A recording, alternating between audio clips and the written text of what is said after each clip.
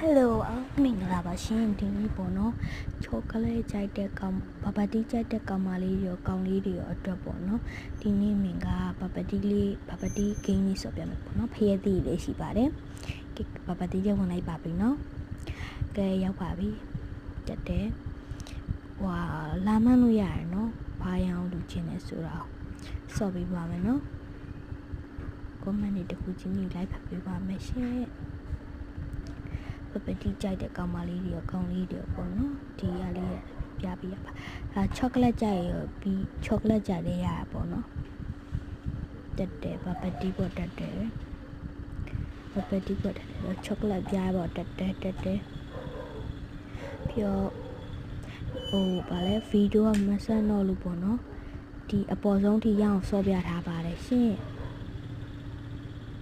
သွားတယ်